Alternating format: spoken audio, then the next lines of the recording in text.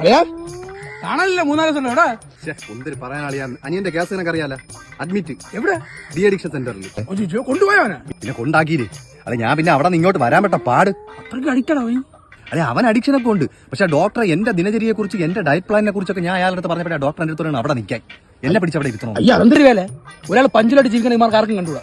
അത് ആ ഡോക്ടർ അത് തന്നെ. അല്ലെങ്കിൽ ഡയറ്റ് പ്ലാൻ എന്താണ്? അല്ലെ രാവിലെ ബ്രോക്കോളി, നോ ഓയിലെ, പിന്നെ മുട്ടയുടെ വെള്ള, മഞ്ഞ ഒഴിവാക്കണം. പിന്നെ നമ്മള് ക്യാരറ്റ് ഉണ്ടല്ലോ, ക്യാരറ്റ് ഇങ്ങനെ ചെറുതായിട്ട് അരിഞ്ഞിട്ട് അവിച്ചെടുത്തത്. അപ്പൊ അരിദോശ അങ്ങനെ അരിയൊക്കെ എന്താ പറയണത്? കാർബാണത്. അകറ്റി നിർത്തണം, നമ്മൾ അകറ്റി നിർത്തണം. പിന്നെ 90 കിലോ അല്ല 90 ഗ്രാം ചിക്കൻ. എങ്ങനെ ഗ്രാമല്ല, ML.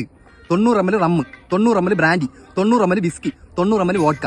പിന്നെ വേണമെങ്കിൽ ഒരു 50 ml ബിയർ കൂടി ഇട്ടിട്ട് ചൂപ്പി അടിക്കണം. അപ്പൊ ഉച്ചക്ക് ഇത്ര ഫുഡ് എടുക്കൂല, കുറയ്ക്കും. ഉച്ചക്ക് ഡ്രൈ ഫ്രൂട്ട്സ്, പിന്നെ ഗ്രീൻ സലാഡ്, പച്ചക്കറി, പിന്നെ നട്ട്സ് കിഡ്സ് അങ്ങനെയുള്ള സാധനങ്ങൾ എന്തെങ്കിലും. പിന്നെ 1 ലിറ്റർ തണുത്ത വെള്ളം. തണുത്തുള്ളതല്ല, തണുത്ത ജപ്പാൻ. ചൂടല്ലേ അളിയ, ഒരു ദിവസം എന്തിനാ കുടികളിയാ നീ ഇങ്ങനെ? ഇതിങ്ങനെ കുടിക്കല്ലേ നീ? അയ്യാ ദിവസം മൊത്തം ഇങ്ങനെ ഇല്ല, രാത്രി മാറ്റമാണ്. രാത്രി മാറ്റമുണ്ട്. രാത്രി ഈ കള്ളുകൂടി പരിപാടികളോ അല്ലെങ്കിൽ ആഹാരം തന്നെ കുറവാണ്.